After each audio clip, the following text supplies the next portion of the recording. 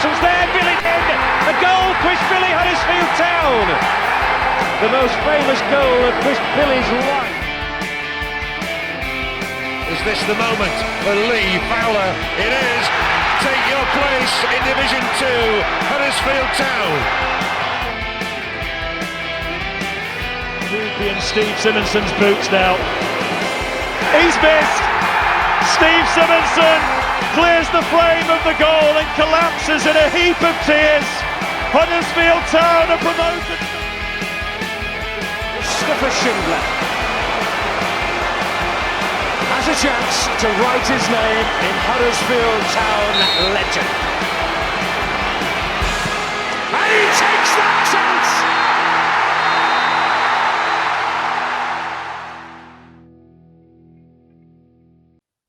Hello and welcome to the podcast that nobody wanted to do. This weekend, Huddersfield Town travelled to the home of the Bantams, but the Chickens would be in away colours as Huddersfield Town succumbed to one of their most lacklustre defeats in years when you factor in the expectation.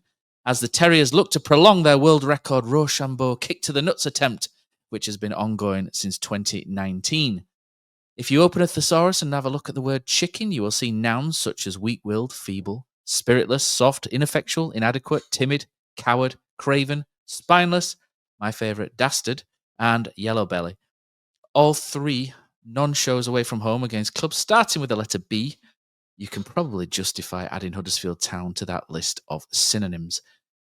The result this weekend saw our man Neil Wayne, a Bradford resident, leave the country and flee to Ibiza, as some of us Google if any great train robberies were made this weekend. But on the positive side, 9 years after Friends Reunited closed its website down, a miracle has happened for one of our other podcasters, Dan Porritt, raised in Bradford.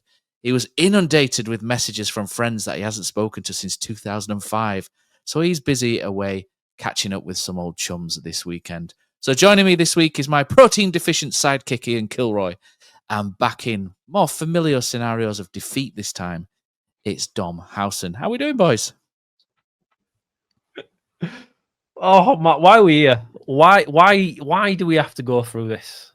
Honestly, it's nice that you've all had to experience a little bit because, as mentioned before, Matt, I live the Barnsley side of Huddersfield, so it was a couple of weeks ago where I took the most battering from people in my local area. So for Pozza and Neil, when they do eventually arrive back on UK shore to have to face a little bit of local banter is only fair. But what we had to see and witness on Saturday is still bothering me today.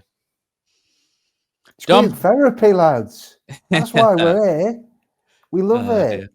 Well, need a ball that we can pass around, which is probably more than Town's midfield, don't we? But I'm telling you, one of these days I will be on when the times are good and Town aren't losing as consistently as they are at the moment.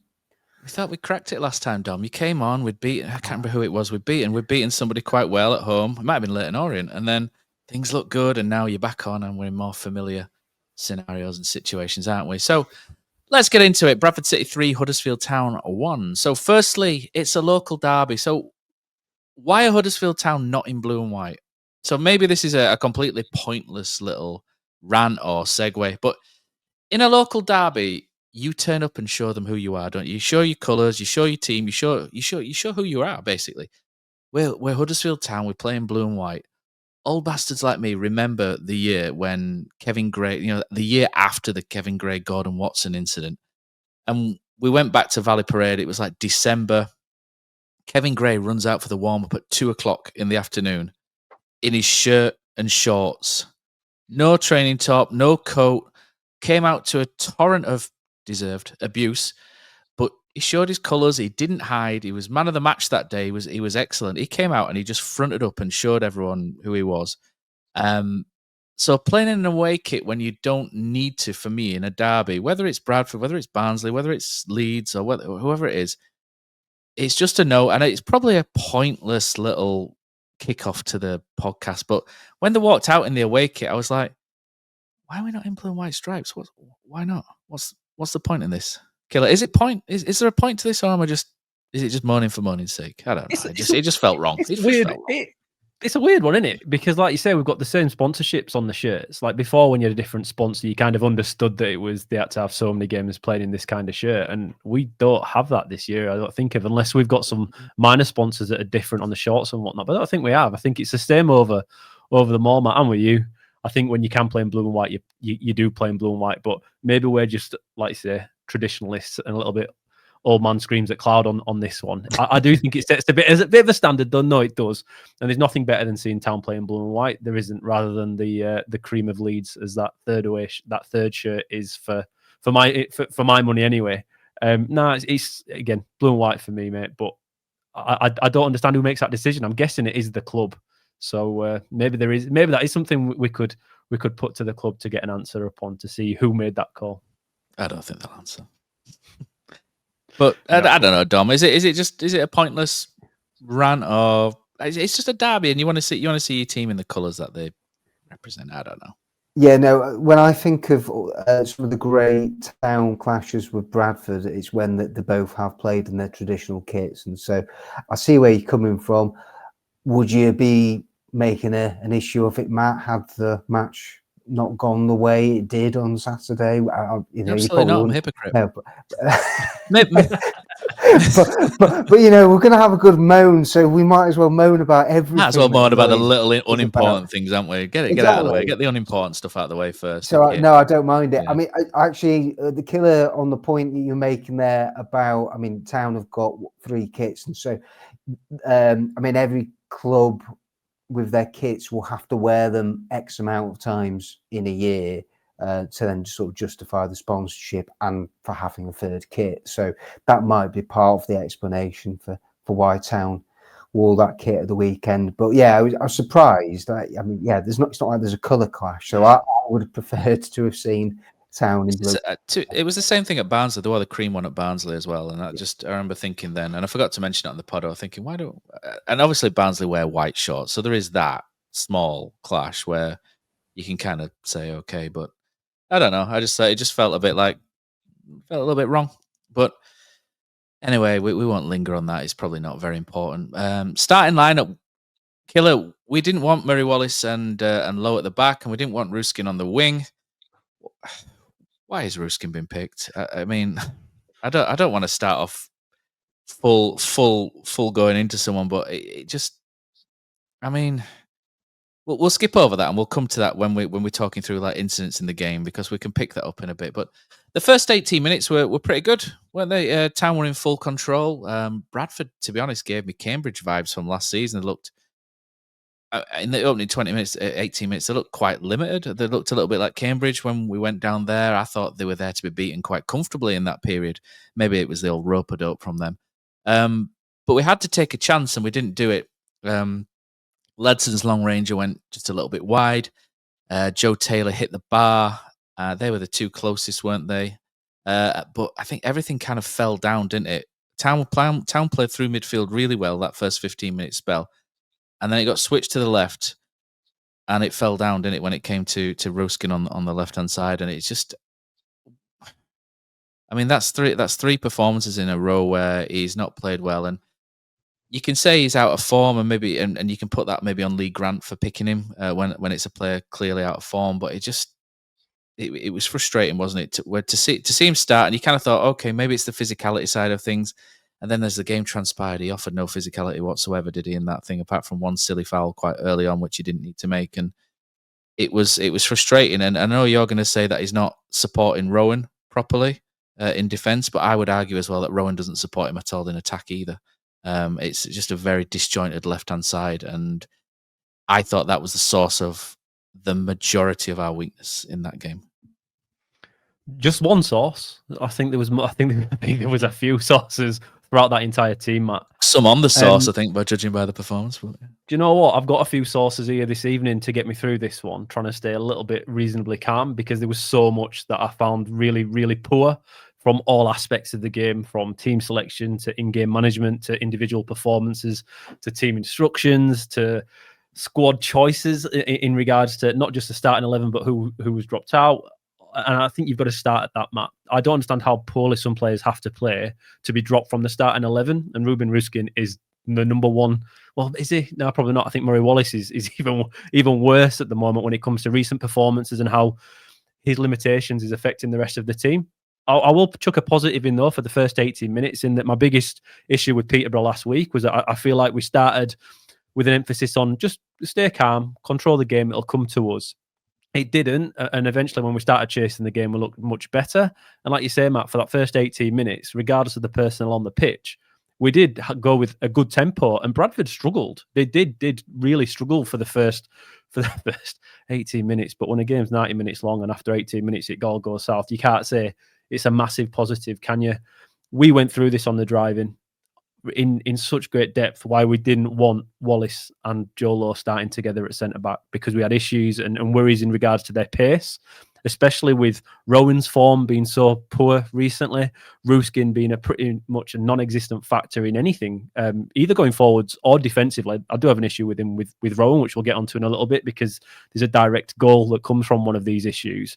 And then Sorensen on the right-hand side, we all look at him on the ball going forward, and this year he really has turned the corner and he's so much better going forward. But in a derby game, and with the way Bradford play, it was always going to be diagonal balls over our fullbacks' heads and trying to overload on that side, and that's not what Sorensen's good at. 30 seconds. First 30 seconds, Bradford hit a ball behind Sorensen and got behind him in the first 30 seconds. And that's when I looked at it and thought, oh, this is going to be a long day. But this is the thing, Mark. We are nobodies. We podcast, we watch every game. We've got some would say. Some cornflakes, coaching badges, right? Nothing mega, right? Bit of experience. Paper analysts. But nothing. That's what we are. Paper analysts and Sheffield Trophy Cup winner. Yeah. But we're nobodies, and we picked out what Town's issue would be if they went with this starting lineup. Why has Lee Grant picked this team, Matt? I know there's been so much talk about Lee Grant and what went on Saturday, and absolute nonsense from a lot of different angles. And I'm not going down that route. I just want to make that clear from this point. But just when we had Tom Edwards play against Leeds and put in a horrendous performance, and we all kind of looked at the manager and went, why have you done that, man? I honestly think what happened on Saturday wasn't quite at that level, but it's something that I won't forget because of how poorly Town was set up from the beginning, Matt. And I've spent days thinking about this. And now, funnily enough, talking about group therapy, Dom, my wife has started a degree this last week on counselling. So I have been role-playing this for days, being a student, going and trying to help her be the counsellor, talking about how poorly Town were. And I've not calmed down at all. So she's got a long way to go to get where I needed to job be. There. To get Football through. fan counsellor could be a thing. Maybe that's a niche that doesn't exist at this moment, Killer. Maybe she's ahead of the curve there. You know, football maybe, Matt, could make millions in Huddersfield with that. With all the B teams we've got eventually to play this season, she's going to get a lot of practice between now and the end of the year. I've got no doubt about that. But I just felt the entire selection was totally wrong, Matt. You've got a left-hand side, like you say, of Rowan, Wallace, Joe Lowe, Ruskin, who stays so high, then Herbie Kane, who's not the most mobile when it comes to being defensive, and you wonder why Bradford is pinging diagonal balls over the heads from the off, and at no point did we adjust to it. So yeah, while the 18 minutes at the beginning was good and we looked lively on the ball, it never felt like we weren't going to be challenged at the back either. But we didn't adapt. We didn't adjust to that. We just slowly, instantly, the game changed on one moment. And then from there on out, all our worries from the driving about the pace of the centre-backs and the way Bradford played and our distinct weaknesses at the back just came true, Matt. And it was like watching a car crash in slow motion. It was like, I say slow motion, it was an instant impact. And the rest of the game, you knew how it was going to play out. And again, if we can see this before the game on the Thursday, and we are nobodies, Graham Alexander had that game plan down to an absolute T, and they schooled us from that moment out. And now we walked away from the game after you did, and we've spoke about this before this quickly, in that it didn't feel like it's a derby defeat to us. I don't think Bradford to us is as big as, say, a Leeds game, just because of typically where we've been in the leagues and where Bradford have been in the leagues. It feels more like we've lost. Yeah. And it feels like it feels more like we've lost to a non-league club in a cup. And I know that's not the case. They're a team in our division, and they get a lot of people there. But that's how it feels to me. In that, it's not like being school. It just felt like they were thoroughly better than us. They thoroughly deserved it. But it was just really sad to see it. I'm not even angry with the defeat. I'm the manner of it yet. Smashed in those comments, mate. Killer is on the warpath tonight. You're going to deserve the Wow. smashing in the comments you're going to get for that. Well, My first serious girlfriend was a Bradford City fan, and I've sat through so many games at Valley Parade. So I feel like if I'm ever going to get a little shot in, this is my moment, and I have taken it. you've certainly done that. A jilted lover, a jilted ex-lover. That's what this is coming out as here. Dom, I mean, the 18 minutes, Town, like I say, Town looked good, but the goal comes against the run of play, and like I say, everything Killer and I discussed on the drive-in happened in one motion. Without being unkind to Bradford, and this isn't a criticism of them. What they do and what they do well is they get the ball forward early and they crowd looking for errors. And I think a large percentage of their previous goals have come from mistakes from the opposition. And that's not a criticism. It's acknowledging that the pressure they put teams under is really good. And that's a good strength that they've got. And that's how they play. I mean, they've tried to say that this goal is a free-flowing goal. And I mean, as Town fans, we'll look at this a bit differently, won't we? But the goal, like I said, the goal comes against the run of play.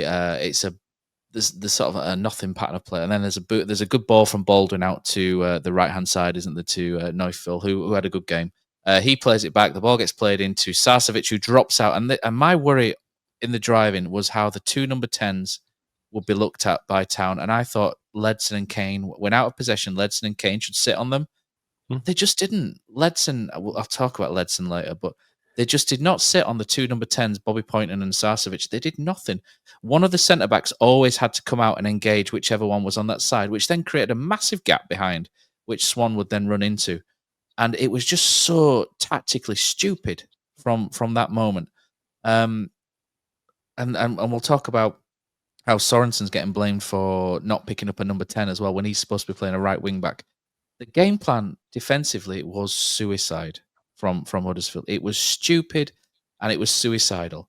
And we got done in the 18th minute. But and to be honest, the ball goes to, makes a mistake.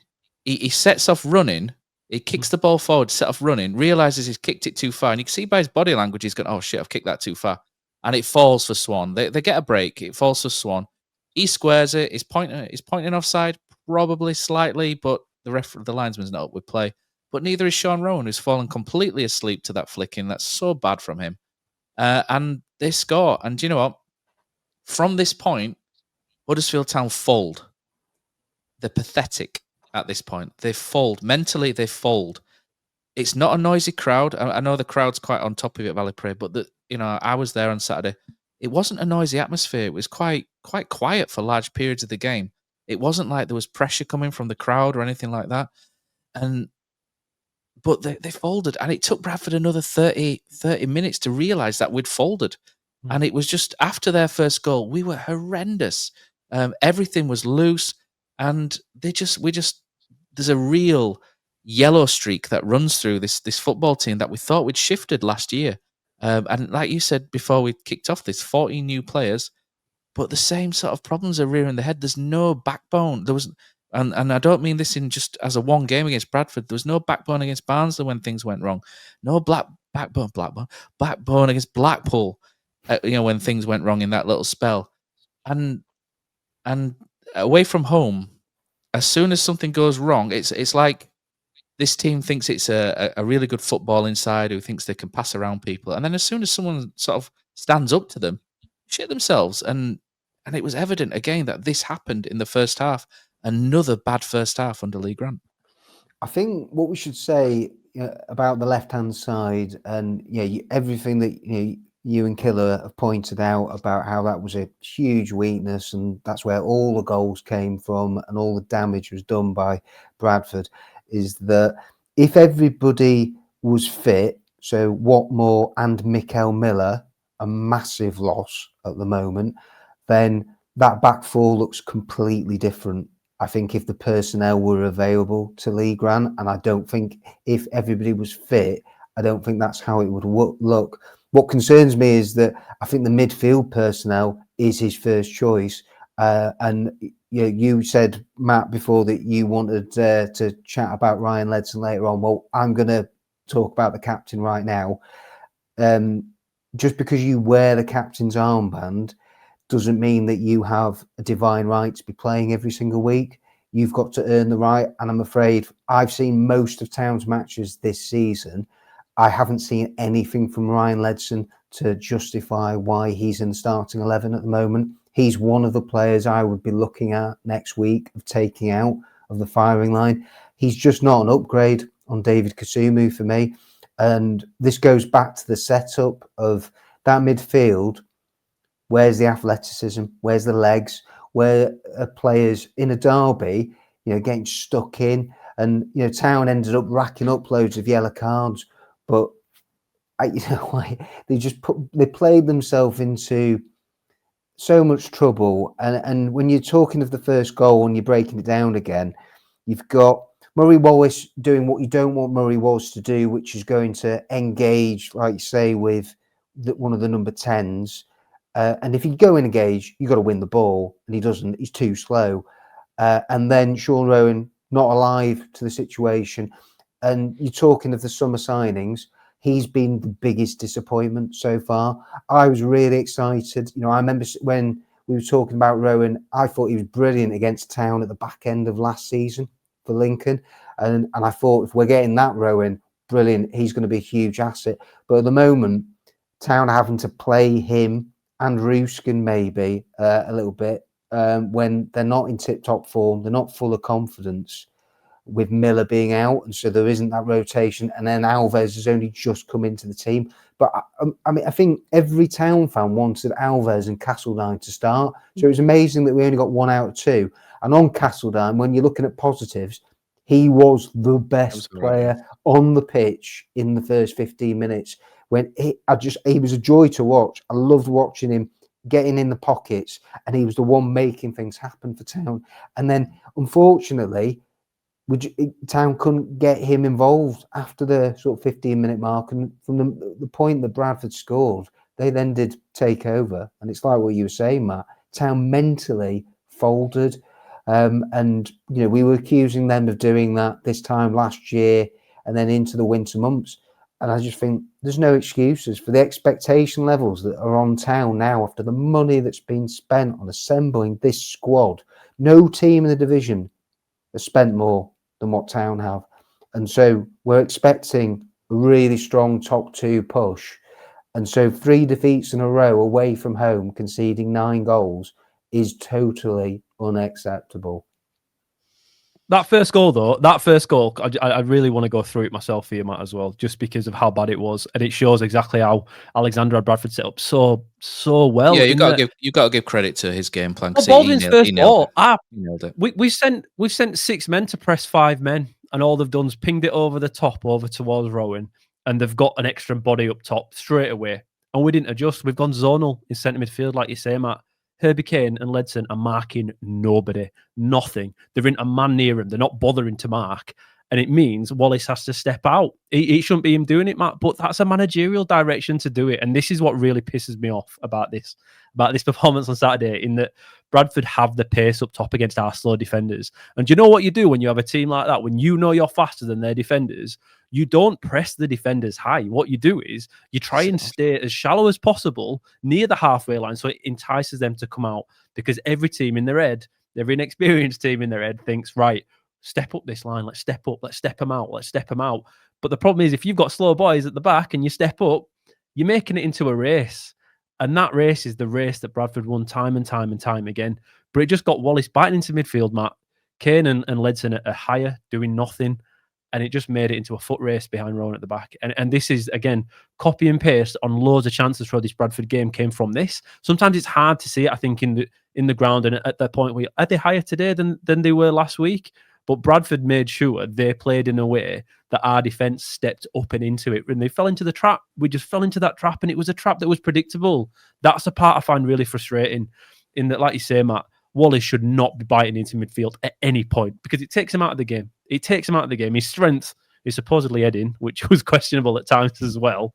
But between him and Lowe, you don't want them biting into midfield, because if you do, and they get turned, they're out of the game.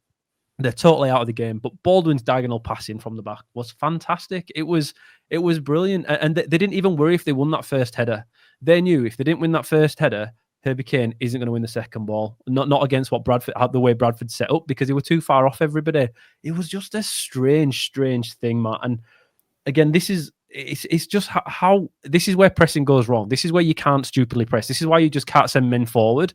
And if you do it once and it doesn't work, then the manager on the touchline has to change the approach. And this is my biggest issue with Lee Grant at the moment. And this is what I really, really struggle with, is in that we've had a bit of an argument today, you and I, Matt, about Lee Grant and how he changes games and how I think he fails to change games. And the only way he can I wasn't arguing with you. I was arguing with someone else and you chimed in. I understand.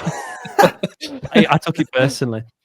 But he changes personnel, and that normally makes a shift. But the best managers, 18, 20 minutes in, if the game's not going right, can make changes in halves. And now every first half this season where we've been poor, we've had to get to half time to change it. I've not seen a change at all in the first half. Yeah. And that's why, but you can't play I mean, that's a fair point, Killer. Season. You can't do it. Yeah, that is very true. But then I think you also, for balance, then have to say that when he has made changes, how many goals have Town scored from the bench? Absolutely. But then is that a reflection just on the quality of the squad that should be happening? That should be a given. Town should be having players come on in the last half an hour to make a difference. So that's where it is difficult. But on your first half point, that is also worth saying that Town are 23rd in the division for how well they've done in the first half and are top in the second half. So it's chalk and cheese. That's not going to get you promoted. You can't. Does it show that Lee Grant can't set a team up? Does that what it shows? Well, they've won 5 out of. Or does it show that this they've team's won 5 just not out of 8 ready yet? games? Yeah, no, and this is where it's so easy to overreact that Town have just lost to their closest rivals. And you don't want to lose to Bradford as a Town fan. Of course, you don't want that, and especially in the manner that we saw on Saturday. But Town are still 6th in the table after 8 matches and are only 2 points off the top. Yeah, but Dom, that's fine. But Dom, sixth is under par for the money we've spent. And yeah, now but it's 8 games, Killer. There's I understand 38 more games to go. And look, he is a rookie manager, so he's going to make mistakes. And I'm with you. I'm concerned right now that he's not learning from his mistakes. And that at the moment is a huge concern. And we're going to learn more about Lee Grant if you look after the next 2 matches, where I expect Town to beat Burton at home and I expect Town to go to Exeter to win. That's what teams fighting to get out of this league, they should be winning those sorts of matches. And then you've got really difficult batch of matches where I think it's Luton and Stockport and Bolton. Yeah. So Town can't afford to be dropping points from the next 2. They can't, not after the way they've performed on the road in the last 3. And they've got to get back to basics. They have to shore things up at the bat. And look, we're seeing red flags right now with Lee Grant's management. We are massively, totally. But was this to be expected that there were going to be teething problems and that still you're getting new players coming in even late on deadline day, and so you can't just throw them in and expect them all to hit the ground running and make a big impact. And so I don't think it's panic stations, far from it. One good run, Town will be in the top 2 in maybe a month or so's time, and then we're having a different conversation right now. And so look, I mean, emotions are high. Town have lost a second Yorkshire derby after 8 matches. It's concerning. Town haven't beaten anyone that we would consider good yet, or who we expect will finish in the top 6. So I'm totally with you there, Killer, that there are some big issues that need fixing, and they need fixing really quickly, or the pressure will really mount on Lee Grant. Shall we talk about the other 2 goals just to cheer us up? We'll go again after that. Just to add a stat to what you said there. Town have scored 75% of their goals this season in the league after making 3 subs. So there you go. That shows how poorly we are starting games in first halves. And Leon Wobshaw put that tweet out, didn't he, about the 23rd in first halves, which is obviously not good enough. But again, I was on your side with what we were saying in our WhatsApp chat, that it's early days for that. And I think, to be honest, if you'd have said these are the results, not obviously not with the teams, but if you'd have said to us we'd be 6th after 8 games or so, we'd be 6th with this record, I think everyone would have gone, oh yeah, that's all right. Is that that sounds like it's heading in the right direction. But I think because it was maybe started better than it is now, it feels like a regression, doesn't it? I think that's where some of the worry is probably coming in. But right, so if the first goal was against the run of play, the second and third certainly weren't. And like I said, I don't think Bradford had really realised that we'd mentally folded after 18 minutes until they got a little bit closer to half time. And I mean, our response was awful. And the next goal comes from a throw. Bradford do what they do well, and they put balls into the box quite well, don't they? That's what Bradford do well. And you've just got to stand up to it and defend it, and we didn't. And the ball comes in, and Wallace just doesn't defend this properly. He lets his man get a run on him. He doesn't get anywhere near him. It's bad. And then no one. And why I get really annoyed by this goal is that no one is marking Bobby Poynton, and everyone's looking at Lasse Sorensen going, "What's Lasse Sorensen doing there?" But the thing is, before the ball comes in, Sorensen's marking Will Swan. And Marcus Harness is the one who's stood with Bobby Poynton, but he gets distracted by a bigger player. And then Lasse Sorensen's man, Swan, goes into between our defenders. And then Sorensen just goes, "Oh, my man's wandered off," and switches off. And it's like both of them are culpable here because they both get distracted and watch the ball. And Bobby Poynton just walks in at the far post and hooks it in. And perversely, I kind of enjoyed his interview on Radio Leeds when he said, "I don't like Huddersfield. My mate was in the top tier, shushed him, etc." And I thought, do you know what?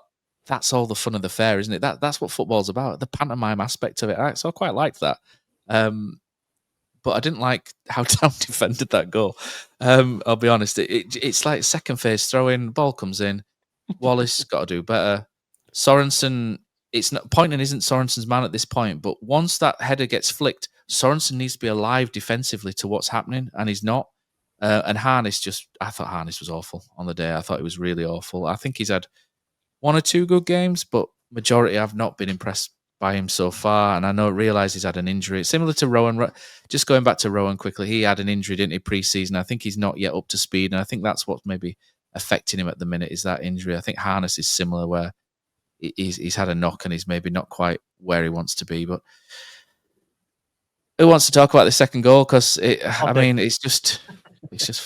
like fuck's sake. But the thing is, right? We have 11 men behind the ball for this throw-in. Taylor's come back. Everyone's come back. Yeah, the workhorse. Yeah, they've managed to take a throw-in to a free man where they're 2-on-1 against Ruskin, and Kane can't be asked to go out and help. Nobody goes out and helps Ruskin, so there's just a couple little passes between the thrower and the receiver of the ball, and they just pass it, and no one reacts. It's zonal again in the box, Matt. The part that really, really, really bothered me where it's Sasovit who won the header at the front post. Was it? I think it was. Possibly. We had 4 men around him. We had 4 men around the first header, and Wallace again is there to head the ball. There's not much else he can do at this point in his career apart from head the ball and be strong, and he misses it. We have 4 men around one Bradford City player, and not one of them wins it. None of them. It's pathetic. It's pathetic. If you're defending like that, if you're letting them put the ball in, which again has to be managerial direction, right? Because normally you'd have one on the thrower or one on the receiver, and you stop that cross coming in. You don't just leave Ruskin to do it on his own. But we did, and everyone's calm with that. And I'm watching it, and I'm thinking, why is this okay? This isn't League One football. You don't let teams smash it into the box, because eventually they'll make it pay. Even we managed to make it pay with a corner in the end after the worst series of corners I think I've ever seen as a Town fan. I was ignoring Herbie Kane's corner taking. That was something else, wasn't it? Goodness, but it does show you, even when they're as bad as that, eventually one goes in. So you have to stop the crosses if you can. But we didn't bother. We just, Ruskin, go and dangle the leg out and try and stop it. We've got 4 guys in the box that basically won't even challenge for the first header. And how were you on that with Sorensen, Matt? Harness has left him, and he's made it a little bit of a decision there for Sorensen to make, because there was also a guy on the far corner of the box. So technically there was a moment where Sorensen had to choose between 3 guys to follow, and now he should have done better. It was not great from Sorensen, but he's not the fault. He's not the fault in that goal at all. The cross shouldn't have been as easy as it was. Wallace is there with the other 3 guys to win that first header. He hasn't. And then Sorensen's lost his man at the back post, who really was probably Harness's, but he's passed him on. And that's what happened on Saturday from start to finish, Matt. People kept passing markers on. A lack of and now for me, that's the biggest red flag, Dom. And that's the part that I'm really struggling with, because as a manager gets more experience and knows his players, knows his group more and more and more, that should trend up and get better, right? The issue I have is that it seems to be getting worse over the last few games, and yet it's such a small sample size. It's a blip. There's no knee-jerk reaction necessary, but these little things are very, very worrying because it's just not normal to see it happen so quickly. When, like you say, guys, the results are actually pretty all right. It's just moments. These players that are new to this team aren't suffering the hangover of every other player that we've had last year that we've moved on from, are still having these moments where they're switching off in a manner that we all find similar as fans. It's really, really strange. But that goal was probably the worst for me. There was individual errors in the third goal, which I think was also shocking. But the entire approach to a throw-in and how we conceded that was embarrassing. It was so embarrassing. And you've got to be better than that if you want to have anything like a positive season. It was shocking. No, the third one was worse for me, Killer, as that ended the contest. That was it. And that, to me, absolutely inexcusable. And it was unprofessional. You just don't, a team that has got aspirations to get promoted, you don't concede 2 on the stroke of half time. 1's bad enough, but 2, I mean, that's like ridiculous. But no, on the second goal, I think, you know, you're cutting like Sorensen a fair bit of slack. And generally, he's been much better this season. And we saw what he can do attacking-wise the week before against Peterborough. Great bit of play out there near the byline. But he's never going to be a good defender. He switches off. And I'm afraid it's one of those for me where it's not like you cut your losses, but with certain players, that you have to smell danger in those situations, and he doesn't do that. He gets caught ball watching or out of position too often for my liking. That's why he'll never be a top draw League One right back, and that's not what I think Town brought him in to play anyway. As we know, it was to be more of a wing back, and you could argue that Rowan is somebody that is maybe better off in a different system, but I don't see Town going away from the principles that what we've seen so far under Lee Grant, but there just wasn't enough leadership, in fact, for that matter, and players taking accountability. And I think what bothered Town fans is that it didn't look as if on the day it hurt the players, the manner of the way they conceded the goals. And you've got nearly 3,000 Town fans, Matt being one of them, who paid the good hard-earned money. And Town have had a week to prepare, and they should have known the Bradford game plan inside out and everything to expect. And so it's not on at all that a team with Town's talent, and they have got talented players, we know that, and we've seen it in glimpses this season. But that's the problem. We haven't seen, in this small sample size of the 8 matches and the cup matches, Town haven't done it over, I'd argue, 45 minutes, never mind a full game, where they've strung something together, where you can cling on and go to, yeah, that's what a Lee Grant team looks like. We haven't seen the identity come to the fore. And you've got players who right now, they're too inconsistent, and Harness is a good example of Harness from what I've seen. I certainly expected more from Ledson than what I've seen. And there's other players who fall into that category, and there's just too many ups and downs with individuals, and then as the collective, and players are making basic individual elementary errors that they shouldn't be doing at this level. You know, that we're expecting more from than what we're seeing right now. I think Ledson's one I'm struggling with, Dom. I had him down towards the end on the agenda, but I just haven't seen anything from a leader from there. I know I speak to Dave a lot, Dave Hartrick a lot, and he says he does a lot of organising stuff, but I don't see it. I haven't really seen it. I just think he's kind of slow to the ball. I think his passing's very Hogg-esque, where he gives it away under very little pressure at times. Or Kasumu-esque. Kasumu does the same. He's just very loose, and the energy that he had in his earlier days. You remember when he smashed Tommy Elphick? People remember when we played Preston a few years ago. I haven't seen that energy from him. That willingness to get about and rattle people.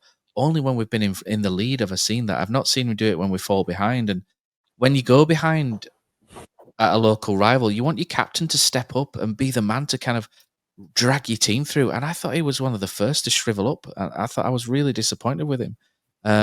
Really disappointed with him. And Herbie Kane, we can say Herbie Kane similar, but I thought he still kept trying to play the ball. We know Herbie Kane's not athletic. He's more athletic than us three, isn't he? But he's not the athlete that you expect modern day footballers. But he still played. He still passed the ball through, and he still kept going. If you take the corners out of it, and half of them were abysmal, but honestly, he was the only one for me that Town that came out of any credit. At least he was trying to be progressive with his passing, and there was some really good diagonal switches. He was trying to dictate play. He didn't shirk.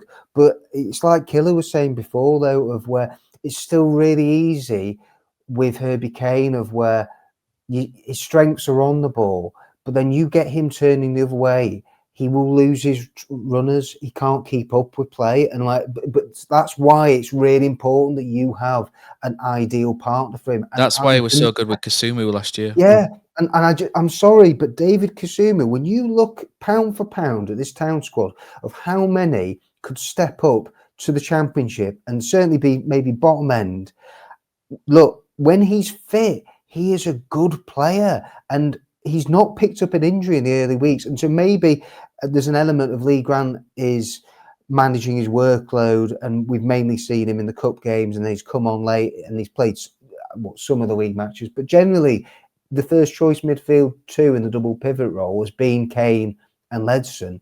It's time to break it up. Right, you play players who are in form, or some players have played themselves out of this team for me, from Ruskin to Ledson, arguably Harness, and then it's chopping and changing the back four. But Lee Grant has done a lot of that, sometimes through injury. But we've also then seen him. He's taken defenders out of the team tactically off during games. Sometimes it's worked, but I mean that. Reading, but at the weekend, that was crying out for. He had to get more pace in the back line. So it's easy to say with hindsight, but Feeney had to start centre half for everything that you guys talked on the drive through. It was just glaringly obvious that defence was lacking pace, and that you were asking for trouble picking that back four against the Bradford team, who are going to be a bit direct and are going to look to go over the fullbacks and turn. I half feel like suggesting Radinho Balca, because he's got pace, but you throw the ball in the air and he's absolutely awful. So, I mean, he comes with his own caveats, doesn't he, as well? But he's got pace in there. And I think on the ball, he's probably one of the best centre-backs as well. But I'm surprised he's played so little, Balca, because he doesn't fancy him, does he? I think it's wrong. Look, if he's fit, he's got to come into... I mean, if he can't get near it, and Watmore is going to be out for another couple of weeks, well, I mean, that just tells you everything. I think he'd be gone. I don't think Feeney solves many problems in that back. I wasn't convinced, because I thought he was quite poor against Barnsley. He's going to make mistakes as well, and so we're asking a lot of it. Yeah, and we'll sit here and slag him off probably if he does it, because that's what we do, isn't it? But we have seen Borka. I do like Josh Feeney. I like Borka too. And if Lee Grant is wanting Town to play out from the back at times, and I think he is, I mean, he wants them, I think, to progress through the thirds. Who's a better bet, Borka on the ball or Murray Wallace? I mean, that was calamitous what happened when we get on into the second half. That's a great turn by Murray Wallace, to be fair. He dropped his knee, he gave the knees, and he went Bruce Grobbelaar, didn't he, and turned his man. He still came away with the ball, didn't Murray? I think Murray's not too bad on the ball. He's not great though, is he, Matt? No, he's not that comfortable, and I'm sorry. He's not Ronald Koeman, but I'm not. We're not asking him to be Baresi, We're not asking him to, be the greatest ball player ever. But I think there are better people in the squad. Borka being one of them. Who, if that's the style and the way you want to play. But then the only thing we've got with Borka is the physicality. That's the worry with Borka, isn't it? Yeah, it is. And in a Yorkshire derby against that sort of Bradford team. He could have been any worse than Wallace. He didn't win a header. He struggled with his headers. He was in there. Balka's not winning a header either, is he? That's the thing. No, but do you know what? He probably doesn't get turned by Sarcevic earlier. But that's it. I think playing that back four as we did on Saturday meant that what happened on Saturday was always going to happen, and there was no way it wasn't going to happen defensively. We were always going to concede goals.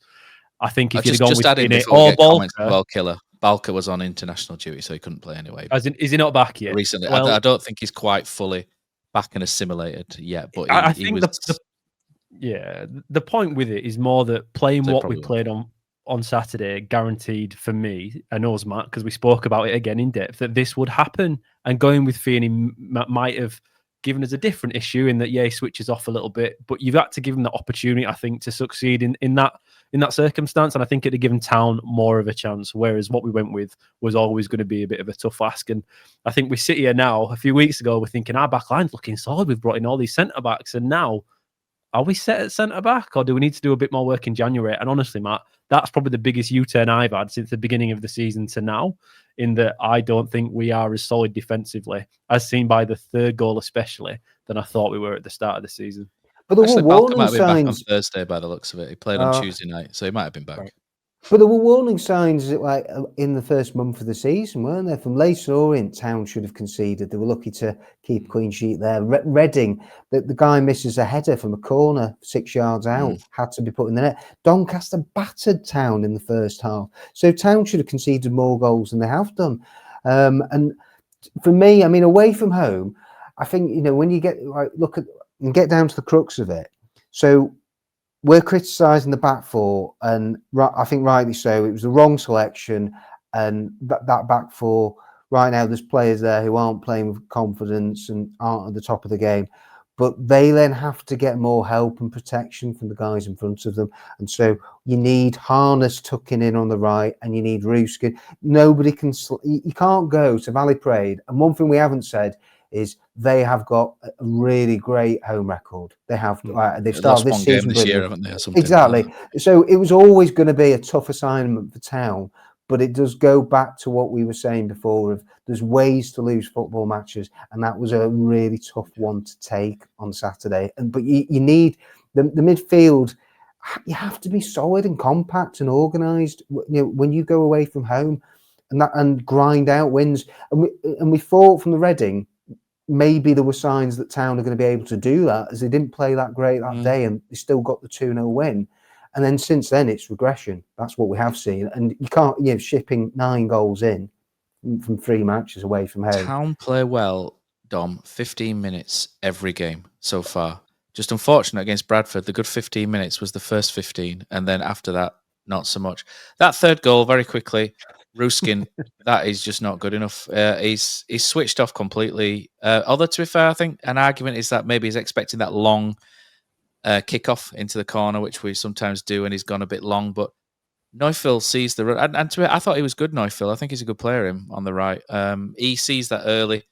Ruskin, he's quick. Ruskin just takes too long to react, and he's not there. And I'm sorry, but it's a bit of a lucky goal. Is that he's tried to put a cross in, it's just missed everyone and hit the post and gone in.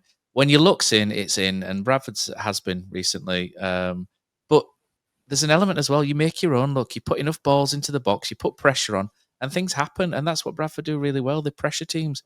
We don't. We're too nice at the minute, and I think that's what's hurting us. Do you know what hurt me? You're 3-0 down at half time. You expect a response in the second half. It's a local derby. Come out for at least 10, 15 minutes and go blood, guts, thunder. We were pathetic. We were absolutely passive. We'd given up. And that's just, things like that are unforgivable. And I know the game's gone. The game's gone. But it's just like, at least put something in for 15 minutes. Even if it's token, just put some effort in for 15 minutes. Give the crowd something back that's come to watch you. But there was nothing. It was rubbish. Bradford just had us at arm's length without having to do much. And I think that's what really annoys me, is that Bradford have beaten us 3-1 without doing without having to do an awful lot, without having to work unbelievably hard to get it. And that's what's really annoying. And it's mental fragility. Matt, it's just... Yeah, it's poor. No, and it goes back to what Killer was saying of where he's worried right now with Lee Grant and his management of the team. You would have expected a reaction at half time for him to have got into them. You're losing 3-0 to Bradford away, who newly promoted team, right? So you would have liked to have thought that whatever he said in the dressing room, that there's going to be a big improvement. But then, if ever a match demanded 2 or 3 changes at half time, that was it, and he made 1, and that was Alves should have started. And I mean, it was obvious. Like that, I mean, Ruskin was the one where if you're going to take a player off, it was Ruskin. But yeah, I'd have had May on again, as well for harness, but it didn't. Happen. Well, yeah, but I mean that I actually, for me, I was more annoyed in some ways by the second half than the first half, as we got no reaction, and it was just pitiful. And you know, it was like they accepted their fate, and you had a team that was going through the motions. And that's not a team that gets promoted, is it? No, teams it isn't. That do that are not teams that get promoted. But for Town to have, do you know what as well? I found it disgusting that Town won the second half, the way they played. and I mean, that was a travesty. Do you get a trophy for that? Get one of those invisible trophies you can hold. It puts us first on second half, doesn't it? That'll count towards how good we are in second halves as well. And with you, Dom, that second half was the worst part of the game for me, in that you have little spells where you concede a lot of goals, maybe not as much as we're doing. You're right saying, Matt, we have a good 15 minutes. In these games we lose, we always have a really bad 15 minutes as well. I think there's a real... Longer than that, at least about 15 minutes. Like 60 sometimes. But there's just, like you said, Dom, second half, I thought Bradford were the most impressive in the 25 minutes after half-time. I thought that they showed bravery.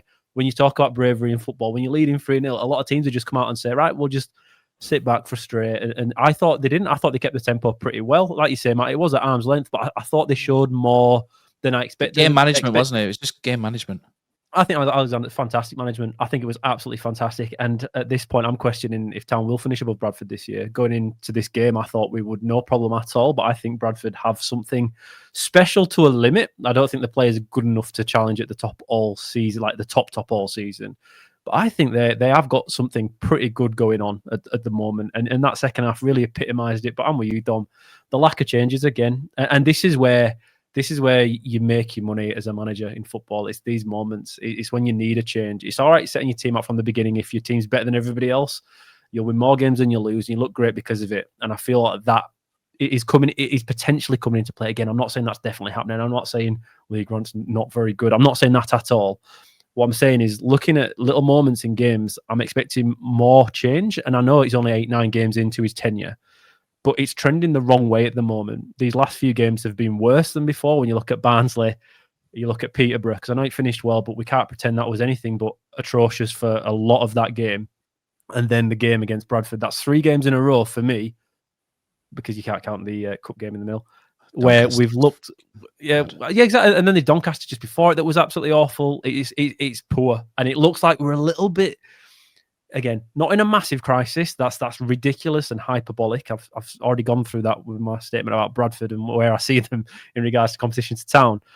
But where we are at the moment is looking a little bit rudderless, just a touch in moments, and we can't be that, because we've got a long way to go between here and January, where we're going to have to. And as we spoke about again before the season, it's about getting to January in contention to kick on after January. New team, new system, new manager that will learn and adapt the way he sets up the team and the way he wants Town to play. But it has to be better than what it is at the moment. Otherwise, like Michael Duff ended up doing last year, we had a patch that was really, really bad, and then we ended up having to chase. And a team that has to chase faces such a different setup every single game than where you are at the moment, where you're in contention. It's absolutely fine. You're pushing with everybody else.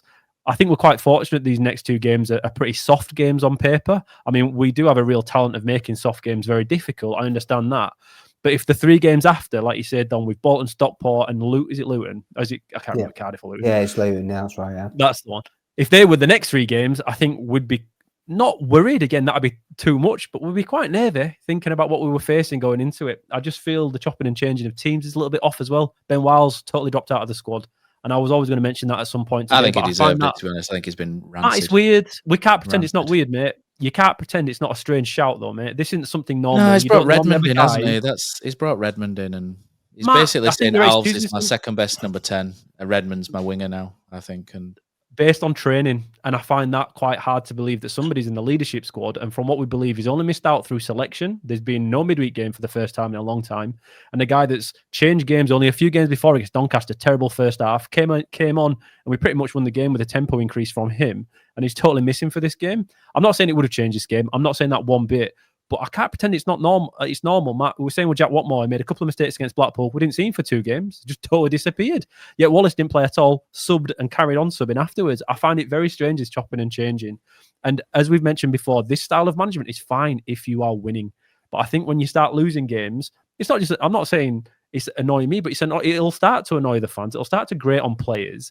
And it's really important we continue winning games, because this unorthodox method I think we're using in certain situations, undroppable players like Ruben Ruskin or Murray Wallace, or like say Rowan and Sorensen, and then other players are chopped in and out pretty much willy-nilly without any really rhyme or reason at the moment that we can see, is just somewhat odd, Matt. And when you lose games, it looks more obvious, I think. And it's just another little thing where it was Darren Moore against Ipswich. Do you remember we were 2-0 up? We were 2-0 up, and then we made changes mid-game. We ended up throwing the game away and drawing, I think. No, it's 1-0, yeah, and then they scored later on. That's what it was. And it was just at that point you sat back and thought, oh, that were a bit weird. Why has he done that? And I just think there's things creeping in that are making me somewhat worried. But again, inexperienced manager, and that is a big difference to what we faced before. I'm just hoping he can learn from it and move forward. But the lack of adjustments, like you said, Dom, after half time is a little bit worrying. And I'd be remiss, again, not to sit here and mention it at this point.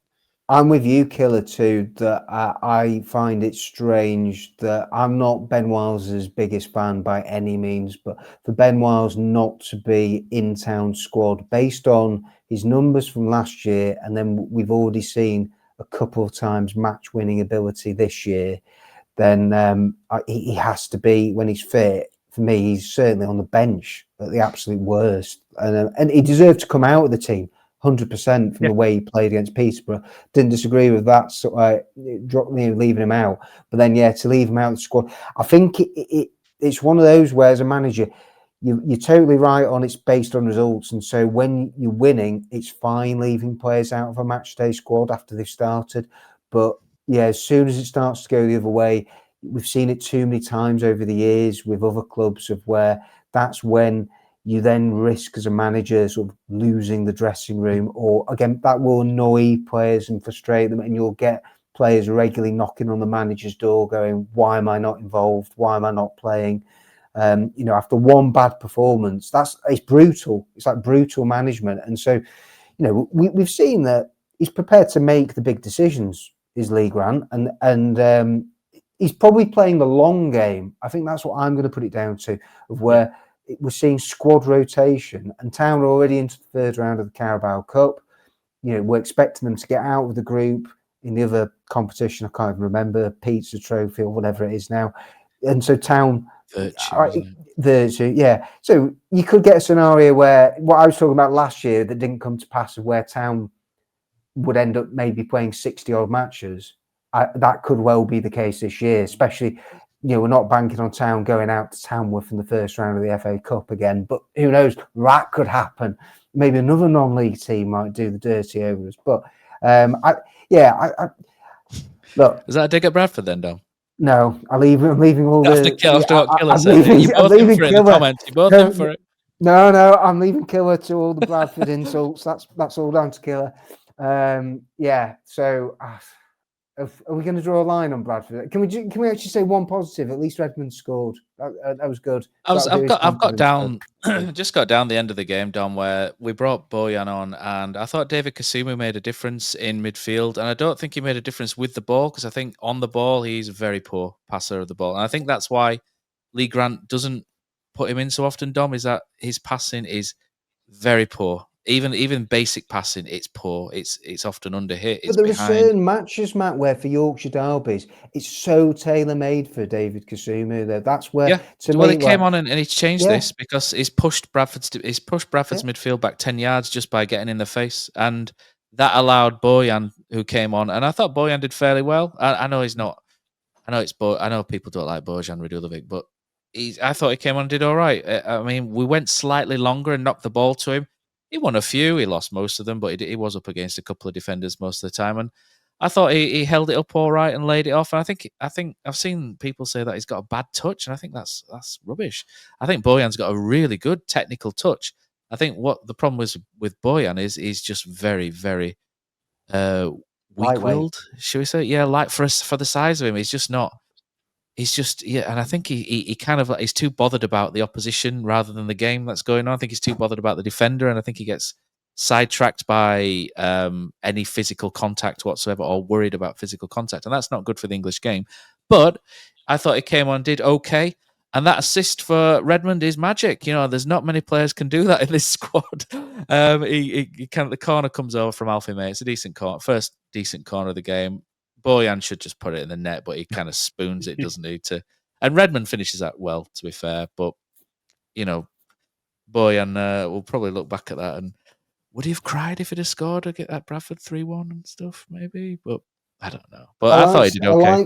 I thought Will Alves was good, by the way. I thought he had a good half. Yeah, he was. And Alves, when he came on, that's what made it more bemusing that he didn't start. You could see what he can do on the ball. He's a really good technical footballer, and he gives us the width down that side, and so he has to come in next week. I think it's worth pointing out for Burton that there may be an enforced change to midfield anyway, with Herbie Kane going off with a groin injury. So that midfield will get rejigged. That might give Ledson a stay of execution as the obvious one to come in there is going to be.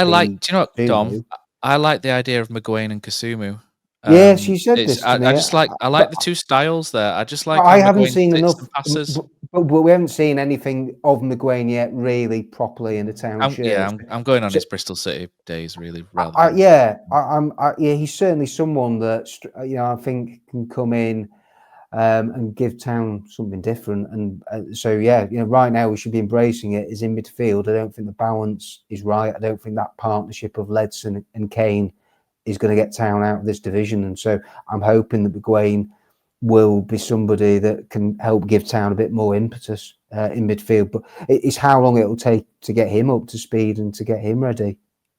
Yeah, I think that's it, isn't it? But I think that's the end of the game. Redmond looked all right in his little flashes. I think he kind of went backwards a little bit. There's a really good moment where I was really sort of a really positive moment where he went down the left, beat a man, laid it into, I think it's Alfie May, and he doesn't get the return. Alfie May should just tap it straight back in, and he goes for the 1-2, and he doesn't, and then he loses the ball, and Alfie May should genuinely make it 3-2 at one point as well. The ball gets rolled across to him, and he takes a touch, and I think Town were guilty of this all day. They took too many touches in the final third rather than getting a shot off. Joe Taylor did it when he hit the crossbar. Marcus Harness did it when he got tackled in the box in the first half, and Alfie May did it twice.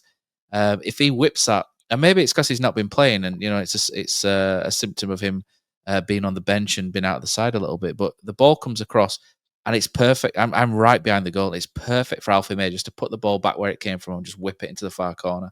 And he took too many touches. And at 3-2 with 5 minutes of injury time, the dog's amongst the chickens, isn't it? Who knows what can happen at that point? I mean, we're probably not going to do anything, but. And we shouldn't have deserved it, but that was just basically the end of the game, and that's what happened. Obviously, we're not very happy about this game. So on our Discord channel, I thought, you know what, let's get some comments from the Andy Takes That Chance squad, and let's see what they felt about it. Maybe we'll get some pearls of wisdom and more tranquil comment on this one, and here they are. Hello. There is no one here to take your call, so for your convenience, we have answered it automatically. Now don't hang up. When you hear the tone, leave your name and a brief message, and we will contact you upon our return. Hey guys, it's Marcus, just doing the Bradford City review. Lee Grant's got some serious thinking on his hands. It's unacceptable performance and unacceptable goals. I think he might have to seriously consider changing a lot of the personnel. I'll say a little bit of positives. I thought the substitutes did try hard. I thought Bojan worked well. I think Alves is an absolute shoo-in for starting. I think he's a class above a lot of the other players that we have. And it's a nice backheel goal from Redmond. You can still see he needs some more time to play and get up to speed with things. But yeah, just overall, performance is not good enough. It's absolutely not good enough. It's unacceptable. Town fans are going to start getting sick of selling out and supporting the club, and then going away, supporting the club, selling it out, and then just being served up absolute drivel. It is awful. And I think Lee Grant's got some serious thinking on his hands. Anyway, on to Burton, and hopefully we can respond against them up the Town. I think for me, that second half performance is more worrying than the first half. First half we played okay without threatening much in 20-25 minutes.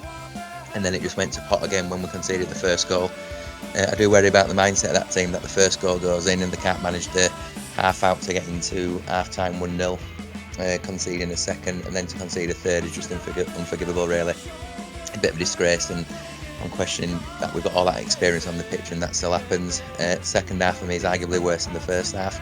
God knows what Grant said to them at half-time to make one change is madness, and they've come out and they've just been a disgrace to watch, really. 3-0 down in a local derby like that to just shut 3,000 away fans, and they've come out and they don't have any passage of plays, any shots, keeping them after work. I think it's just a disgrace, and I'm beginning to question now how Grant's setting these players up away from home. I think that's 8 goals conceded in 3 away games, and it's always 3, 6 in the first half. So yeah, big questions ahead, I think. Hi, Phil Ross from Huddersfield Town Disabled Supporters Club here. Huddersfield Town versus Bradford City away, a very frustrating game. I think we're beaten, but not well beaten. I'm not sure Bradford really had to do that much. They did their job well and they took their chances well. But it's really hard to understand why we're suffering such momentous collapses in these type of games. I think it's clear a couple of players in particular were struggling. I thought Harness was not really offering a lot at all. I thought Rowan down the left was struggling as well. Couldn't understand at half-time why Lee Grant didn't make more changes and try and go for it from the off a little bit more and really get at them, even though we're 3-0 down at that point. We really need to sort out this kind of away form in these bigger games when we take a big following. But hopefully, this is just a bit of a blip early on in the season, and Lee Grant can learn from it, the players can learn from it, and we can bounce back. But yeah, very deflating. But on to the next, up the town. Hi, Colin from Manchester here. Didn't want this to be my first voice note of the season, but it was a worryingly bad performance today. Real kind of lack of character from all over the team, but also not a surprise from what we've kind of seen with away matches and actually quite some big patches of some of our home games as well. I'm sort of struggling to defend anyone really today. There was a lot of really poor performances there. Real lack of leadership all over the pitch.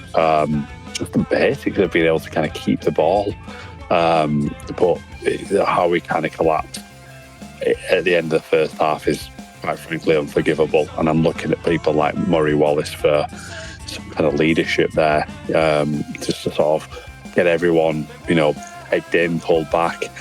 Some of the individual performances of the likes of Harness and Ruskin were absolutely atrocious, and I think Grant needs to have a serious look at himself as well, with how the teams he's putting out there, because here's of Ruskin, this has been kind of coming. He was terrible last week against Peterborough, and there's just not warranted his place at all in the team. But neither has Harness, to be honest with you. After a promising kind of opening day, it's been worryingly bad. Some big changes needed. If you are still open for business, it's John McNamara in Northern Ireland here. Northern Ireland's most handsome man running the past 5 years. I haven't got much to say this week about Town's performance because I just thought it was diabolical from start to finish. I think Lee Grant got almost everything wrong.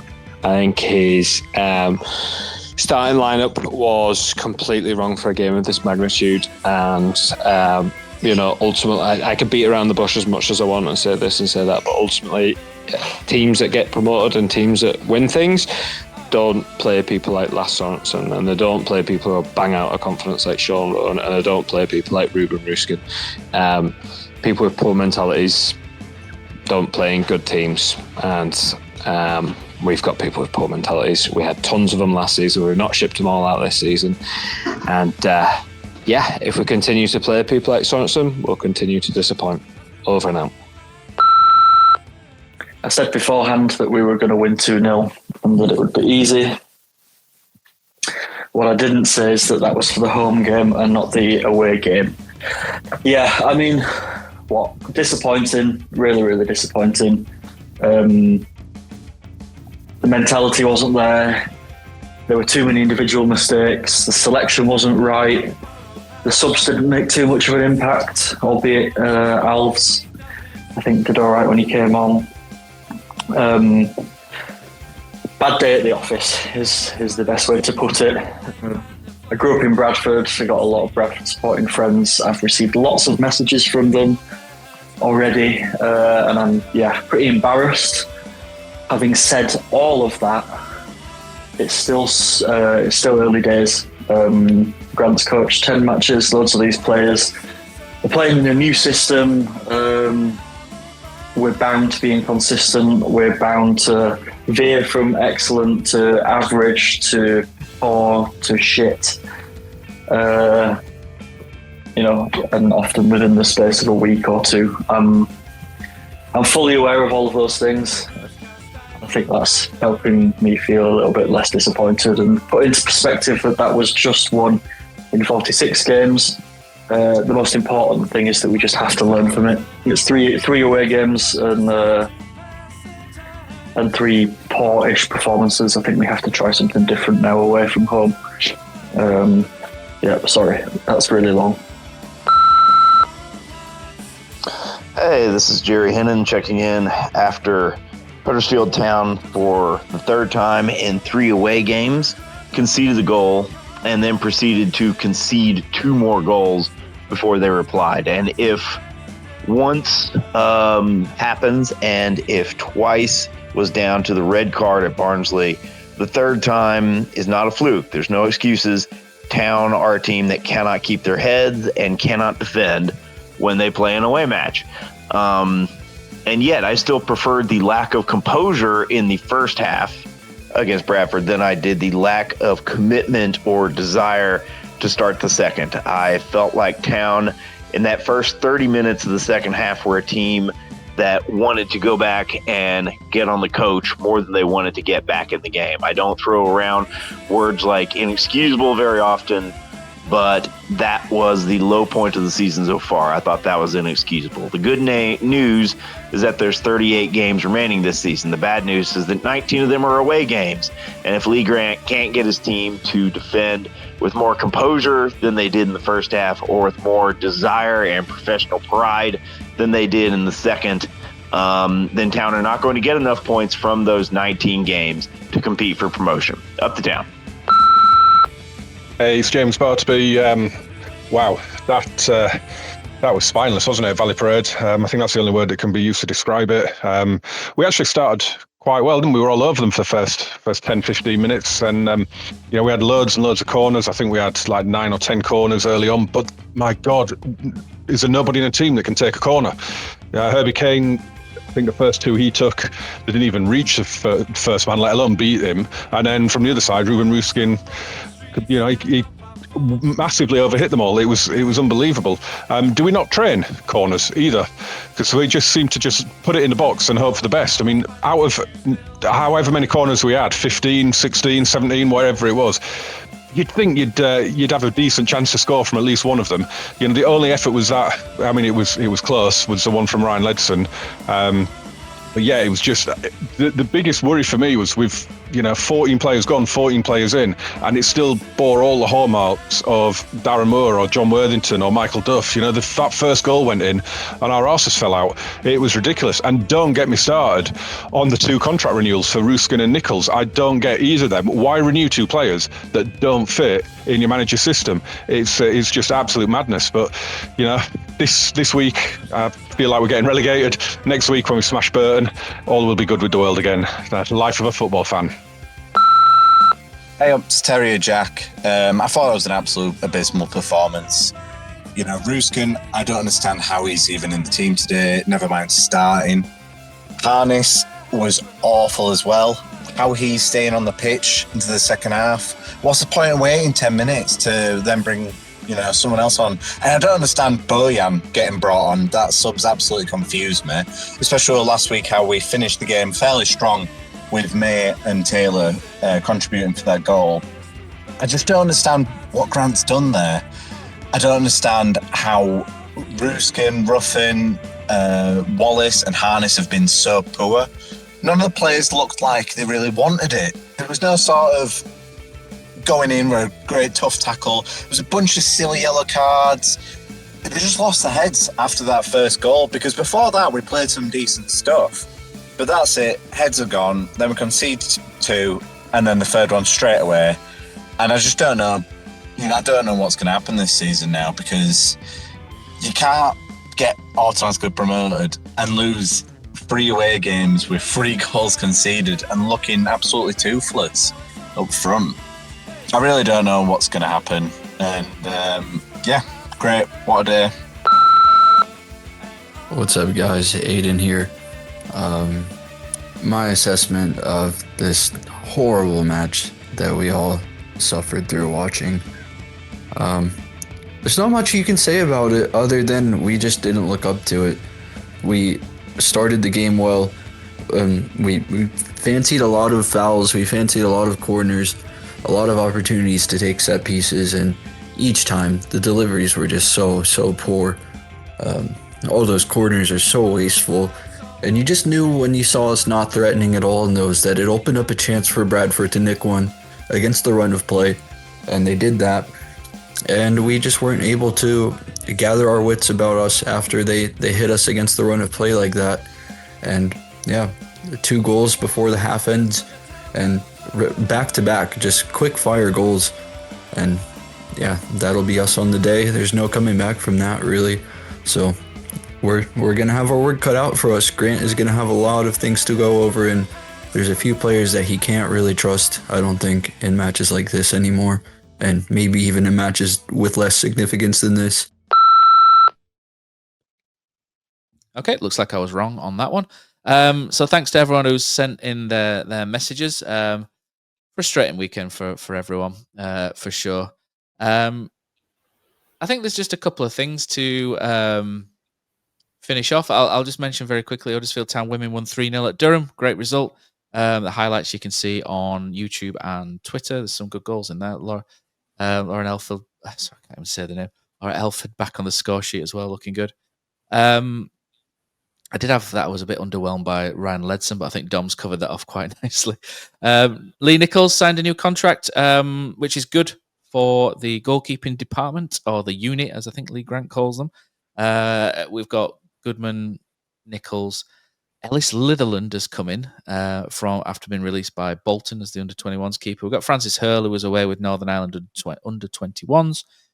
So we're quite well stocked in that department. I think we're quite well stocked across the squad, and I'm starting to wonder whether maybe the squad is too big, and maybe there are issues with the squad being too big, which is causing a few issues with Lee Grant trying to keep everyone happy. Maybe Freddie Ladapo, though, has said farewell. And maybe this is what happens when you... I'm not going to say what I was going to say there, but he came in circumstances which were not ideal, shall we just say. But Freddie Ladapo's gone. I believe Huddersfield Town tried to negotiate a payoff with him before the transfer window that Freddie Ladapo wasn't that interested in. Rumours, etc. He's managed to negotiate himself a payoff after the transfer window, which now means that Freddie Ladapo can't play for anyone until January. So well done, Freddie. Another miss for you on that occasion. I wanted to mention about Ricky Hatton as well. I know it's a completely different sport, but I was absolutely on Sunday. What a shit weekend it's been. Apart from my under-8s that won 10-6 first game of the season. So I felt like Pep Guardiola for 45 minutes, especially after we nailed the analysis as well, killer in the driving. Maybe we're not just two fat Burks as we've been called before. But anyway, I wanted to mention Ricky Hatton because for me, growing, at sort of a few years younger than Ricky Hatton, it hits you, when something like that happens, and it's someone who you don't grow up, but when you're in your 20s and you love sport and you really like boxing and you grow attached to football teams like Huddersfield, you grow attached to boxers. I just thought Ricky Hatton was brilliant. I absolutely loved watching Ricky Hatton.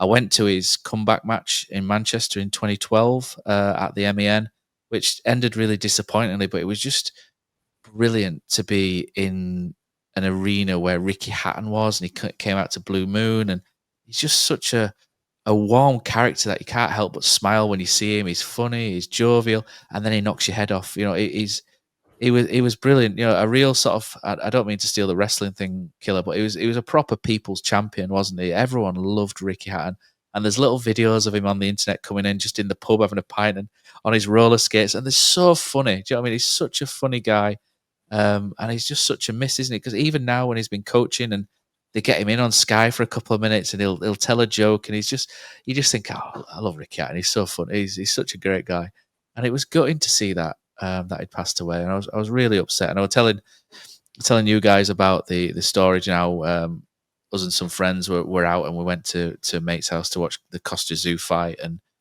things like that. And the amount of fans he took to, I think it was Las Vegas, wasn't it? Dom, when he fought Floyd Mayweather, and the press conference before the Floyd Mayweather fight is just so funny. I mean, just Google or YouTube the Ricky Hatton press conference for Floyd Mayweather.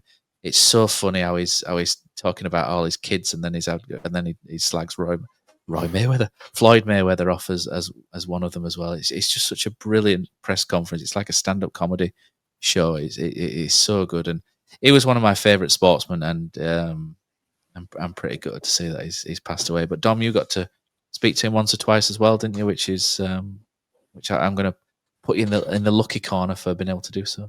Yeah, really fortunate to have spoken to him. Just going back to what you were saying there on him being warm, what you see is what you get. Yeah, just you know, a great character.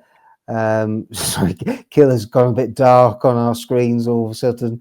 The lights are back on. But yeah, no, I was very privileged to speak to him a couple of times.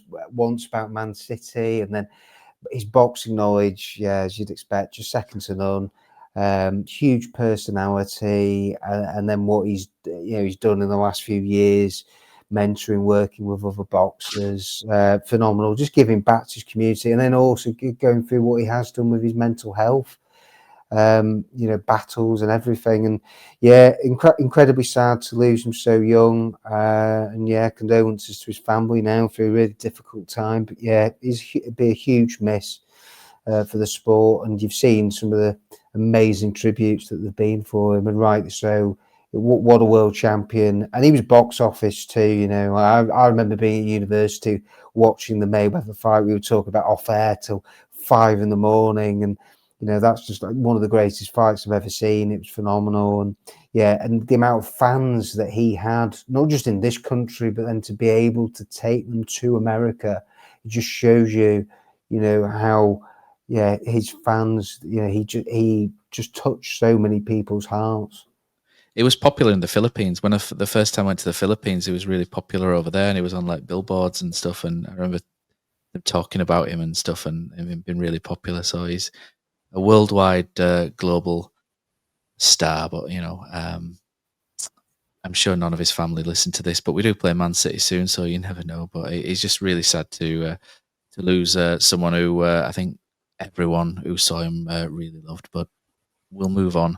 Very quickly. I think the last thing to cover really is just, I think there were some arguments for the style of play. I've seen a lot of arguments about Lee Grant's style of play. People are sort of saying it's too technical for the players. And people, I think Matt Glennon said it in his post-match stuff, he wants them to change it for away games. I might be misinterpreting or misrepresenting that, Matt, sorry. But I've seen a lot of people across social media saying that he needs to change his tactics. He's got no plan B. I mean, when they say he's got no plan B, and we say he's scored 75% of our goals after 3 subs, I mean, I don't buy into that. But I think maybe the talk that it is too technical for them has merit, but I think the team will get there. I think it's just going to be a slow learning curve for me, and I don't think they should be changing anything at the minute. We are going to have bumps and peaks and troughs, but I think if they stick with it, and I go back to the 2 most successful managers of the last 50 years, maybe barring, well, maybe not actually, Mick Buxton. Maybe if we don't talk about Mick Buxton and Neil Warnock. So 2 of the most successful managers of the last 50 years being David Wagner and Carlos Corberán. Both managers who came in with ideals and styles, and it took a while for it to sink in and implement. It took Carlos Corberán a full season, and I know he changed slightly, didn't he, towards the end of that first season. David Wagner, I think if that first season had gone on for another 3 or 4 games, we were in trouble because we finished that really badly. It took a while for that to go. So I think it's worth sticking with. I think Town's most successful periods of that era have been with a manager who plays out from the back and has ideals and principles. So I think it's worth sticking with. I To would put not in, be Matt, changing though, anything. I'm just going to say that the biggest difference, though, between those two managers you're talking about, I'm not saying they're the same. No, I'm not talking about stylistically. It's the point on that you are totally right that they had time to implement their philosophy. Lee Grant doesn't have time. He has to deliver this season. So he's a rookie manager learning on the job, but top 6 is a bare minimum for this squad. He's had 14 players, and he'll probably get backed again in January if they're in with a shout with the top 2. Kevin Nagel, you can't knock him. He's pushed the boat out. Yes. It does feel like maybe a Town gambling, and I worry about if Town don't get promoted this season, what's the financial picture going to look like, and how much will Town be able to strengthen? But that's a subject for another day. But we're dealing with the here and now. Lee Grant can't plan for 2nd, 3rd seasons. You get one shot. He's got one shot. He's very lucky to have. I thought you were going to burst into Eminem for a minute then. Got loose control going on here. That's what I thought was going on, Matt. Just start the music. I was doing my speech, and I was trying to get Killer lifting his spirits up because there's been. Don't lose yourself, Dom. I'll bring it back down, Dom. I know I'm going to let Killer bring it back down as I said, but yeah, no, it's about.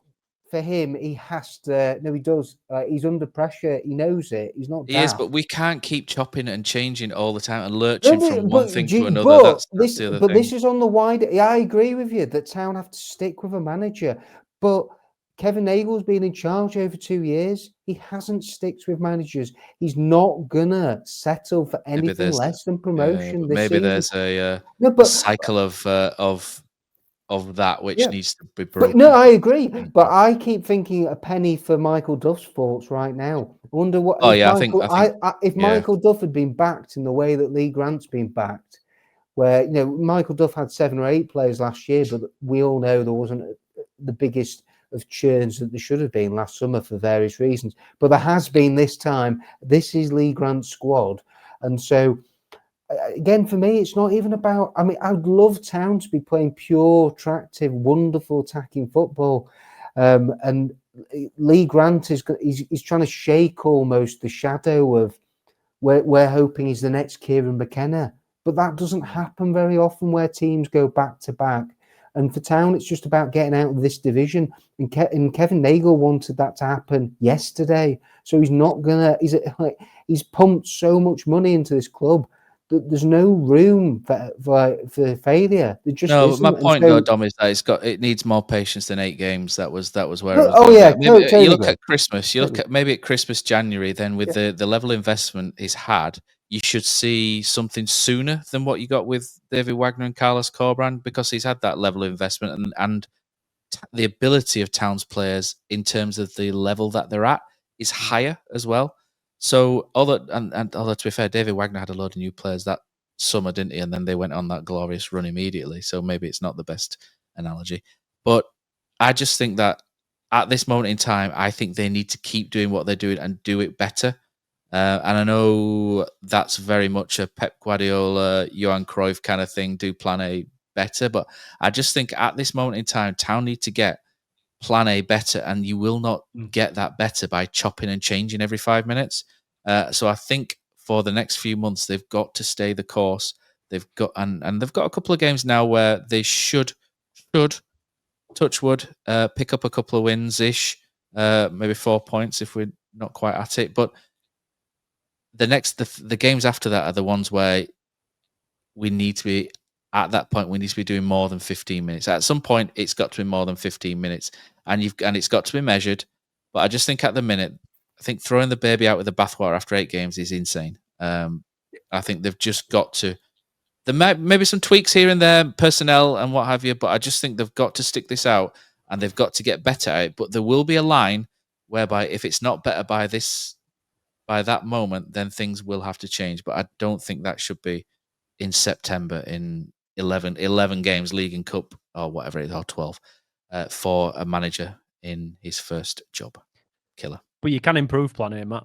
You can change Well, that's it what a I'm little asking bit. for. This That's what I'm lopsided nonsense has to stop for starters. We're predictable. You can't be predictable. Well, that's in Kieran any division McKenna's at thing as all. well, isn't it? That's what. he Yeah, went with. but we don't have the personnel, and I think if that stays a part of Plan A, we'll find teams that'll ping it down the right Shall I side. just get my froth out of the way, which has bothered me since the summer? And anyone who's read my building Northern football articles will see this as well.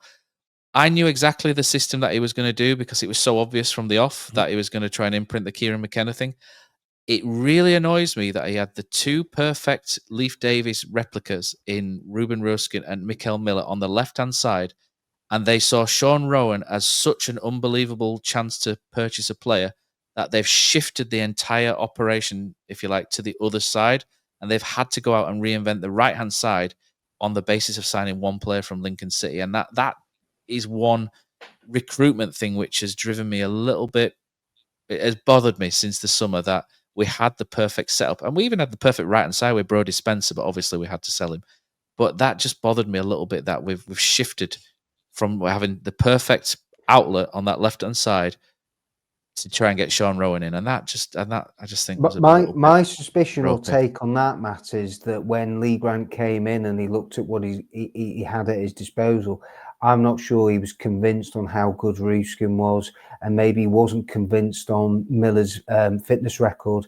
And I think those are both very valid points. No, and Ruskin, and I was going to mention this earlier. Incidentally, since he signed a new contract, his form's got worse. So, now you're just wondering. It does, yeah. So a guy busting a gut gets a new contract. He's now 2.5 next 3 years. He knows where he's going to be playing his football, and his form's gone backwards. So yeah, it's no good for Town in the short term. But yeah, no, that's why I think they went for Rowan, and I didn't dispute that as a signing. Well, I was okay with that.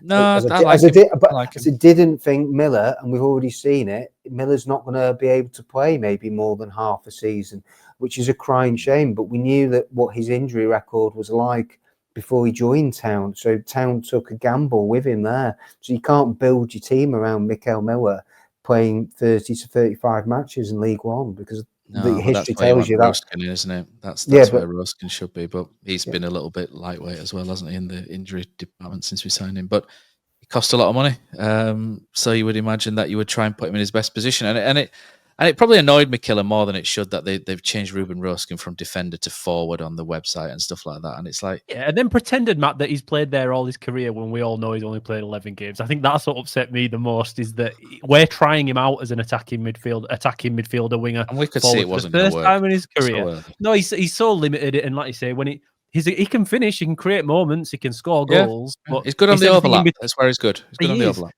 But that decision-making, the harness kind of style winger, he's just never going to be that. That's not what he's there for. And there is very much a use for it. But again, lopsided football is very predictable when you don't have the right people to do it. And we don't at the moment. And I think that's pretty evident. So whilst I'm with you, Matt, you don't change the entire system. Absolutely not. If that's his system, that's what he believes in. In patches, it's looked really good. And again, like you say, Matt, we'll learn it as we go forward.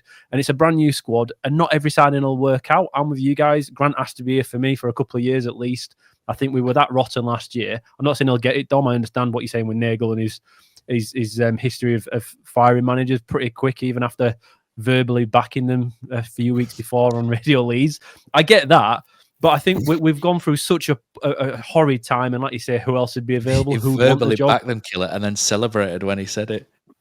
But like, I get it. I understand it, but he needs a couple of years. And if it's not right now, you can adjust them and bring in the right players in January and tweak the system and get there eventually. But if plan ain't working, you can just make little tweaks and little changes. And again, we have to change games in halves. That is the biggest takeaway from me for these first few games of this season. You can't wait till half time. We did it against Doncaster. We got lucky. We won that game. We shouldn't.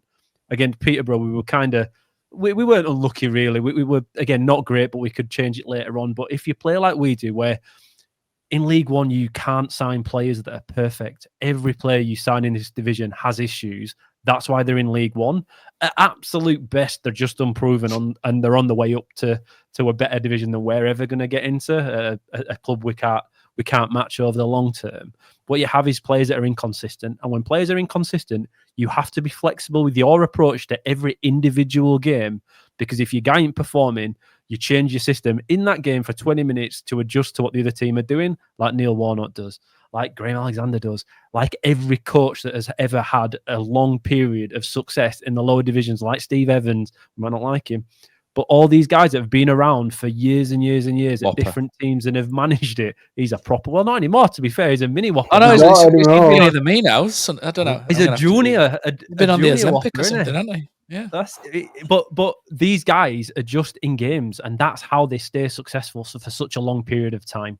And again, 8 games in 9 games, and League Grant's not going to be there just yet. But I think I'm with you, Matt. You stick with what you've got. Absolutely, it's his way of playing football, and it's 4 at the back. So of course I enjoy it more than most do. But there's little things we do have to tweak and change. Otherwise, it won't go too well. It's League One football. You have to be realistic. Ipswich had a very different makeup of team when they were in this division. We can't compare ourselves with Ipswich, and it worked for them, so it's definitely going to work with us. That's irrelevant. They spent 20 million, did Ipswich as well. They spent a lot more money than us, didn't they? Exactly, and that was before inflation was cracking on 10 million, though. To be fair, yeah, Matt. But although we have brought a lot more money in as well. We brought a lot in for Sauber and a few others, but I don't think it's about. No, it's not about ripping everything up. I don't think people are asking. It's what Killer's saying there. It's right. It is about tweaks. It's about Town starting matches better than what they're doing. Like, I don't know, mate. The amount of people I've seen asking for 4-4-2 has made me stick my head in the sand. Well, yeah, they might do. I know, but then it's like you want Alfie May on the pitch, but then I mean, are they getting to the weekend? I mean, he can play in the harness role, can May. I'd like him there. Yeah, maybe. I mean, we've seen he's done quite well at times there, but I mean, what do people expect? Like Joe Taylor is in a good little run of form. Yeah, he should have played. He should have played. He had to play at the weekend. Yeah. He deserved to play. Like you can't leave him out when he scored 4 from the 3 previous games or whatever. So, yeah, you know, like Alfie May is another player that you can't expect him to play every single week, and that's where it goes back to managing your resources. And Lee Grant has to get that right more than wrong. And at the moment, away from home, Town is just making too many basic, elementary mistakes, and that keeps on costing them. You know, Goodman getting sent off at Barnsley ruins that. You know, you have just defensive capitulation on the stroke of half time at the weekend. You know, these things can't carry on happening, and that's where we're asking Lee Grant to learn from that, and we'll see signs hopefully in the next few weeks. It's almost like, just to go back to the boxing analogy, Dom, it's almost like when a boxer gets stunned. Amir Khan used to do it all the time. He used to get chinned, and then he used to come back swinging, didn't it? It's like, just tuck up, Amir, just watch yourself. And Town are a bit like that. It's like the drunken flailing, isn't it, after we've conceded? And that's what we need to kind of stop. We just need to sort of take stock a little bit and just. It is away from home. Yeah, but you know, when for Peterborough, I pretty much, based on last year, whenever Town would go behind, I didn't think Town would be able to get back into it, and would certainly not win a match. So when Peterborough scored, I was almost at the point there where I was saying to myself, I might as well turn over. This game's done. So they did actually show spirit and they showed fight, but against a weaker team in the league, or playing Peterborough at a good time. So I think there is more about this side, and they have got more resilience in them. But away from home, we haven't seen that. But at home, they have been getting good results, and so it's getting the balancing right at both ends of the pitch. And so Town are, I think, looking that they've scored so far. And we weren't getting that from a Michael Duff team. In all honesty, it was more attritional and it was a bit more pragmatic, and Town were winning by the odd goal. Whereas I think Lee Grant football, what we're seeing is they will blow teams away, but that is through the quality of the squad and the bench being able to come on, players making a difference. And I think we will carry on seeing that. But away from home, they have to be harder to beat. It's just as simple as that. And at the moment, they're too easy to play against. I just wonder if one of those tweaks could be McGuane again. And I'm talking about McGuane, and the guy's not fit at the minute. He's got his groin niggle, but I can just see him dropping in between the centre backs quite a lot, and being that you know, like Steven Gerrard used to do under Brendan Rodgers? He used to drop in between the centre backs and dictate quite a lot. He's got the ability to do that. I'm just wondering whether he would be useful, which then would maybe allow a more attack-minded left back to push forward. There's another midfielder as Which well is we're the not twin. talking about in the town squad, Matt, a completely forgotten man who will be nearly fit, will be Anthony Evans. But I mean, Anthony Evans, he's not going to do the role that you just talking about there. Of he's not going to be I don't know dropping what back role he into does the in back this line. team. Well, no, well, don't. But I mean, he's one of those where we've forgotten about him, and he wasn't great last year. We all know that, but he might be somebody that's given a new lease of life. You never know. Yeah, I He mean, might he find could a play place for alongside him. Ledson, maybe. Yeah. Possibly, but yeah, I mean, at the moment, there's too many players in that midfield. They go missing, or again, that they don't stamp their authority on a match all the way through. And I would include even Herbie Kane in that as well. But Ledson, Kane, Wiles, Kasumu, Evans, on what we've seen. Yeah, that's how are they going to take a grip of matches often enough for Town? Midfield, you have to win. Like your battles there, don't you? But I'm just not convinced Town are going to do that all the time. No, I think now's probably the time to wrap up. We've been going over 90 minutes. I mean, this is probably a more painful 90 minutes than Saturday, isn't it? So I think this might be a good time to wrap up. Plenty of froth in this episode, and I'm sure it'll just get even frothier if Town don't pick up at some point, because quite frankly, Killer, we don't like League One, do we? Do you know what? This week I will endeavour to try and get, for those Patreon users, I will endeavour to try and get the Peter Clark episode out after I've done this. I've got to do something else. And then I'll do my best to try and get the Peter Clark episode out as well to try and cheer us up this week. We'll also do the driving. Killer, who's just gone full panorama mode in the dark at the minute, will maybe be able to fill us in on the Town social. That should be back this week as well. And if you thought we were frothy, I'm sure Nick, Gaz, and the boys will be even more so. They will be foaming at the mouth, even if it's a couple of days after the event. They are pretty good at foaming at the old mouth, aren't they? It's like they're chewing bar of soap half the time, the boys. Comes with age, Matt. That's all it is. They're just a bit older than we are, which they'll enjoy ripping me to shreds when they hear that as well. Add them to Bradford fans that are going to be lining up for me after this episode. Mate, you're just queuing up for a shoe-in at the minute, I think. By the way, if you want to know where he lives, Bradford fans, just send me an email. No, I'm joking, Killer. But no, I mean it's all done in good spirits. We deserve to lose that game. I think that's the end of the story, isn't it? And I think that's what bothers us, that we shit and we were second best. But we, as a podcast that's not second best, Killer, that's a terrible segue, isn't it? Is now ending.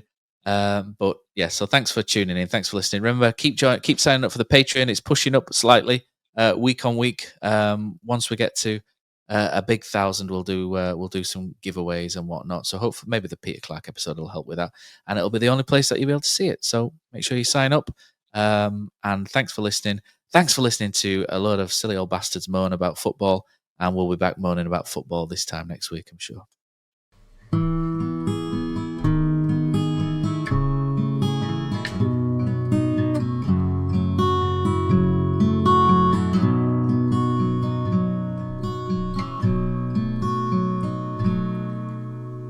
There's a team that is dear to its followers. The colours are bright blue and white. They're a team of renown, and they're the pride of the town. And the game of football is their delight. And all the while upon the field of play, thousands loudly cheer them on the way. Often you can hear them say, who can beat the town today? And then the bells will ring so merrily, and every goal shall be a memory. So Town, play up and bring that cup back to Huddersfield. So Town, play up and bring the cup back to Huddersfield.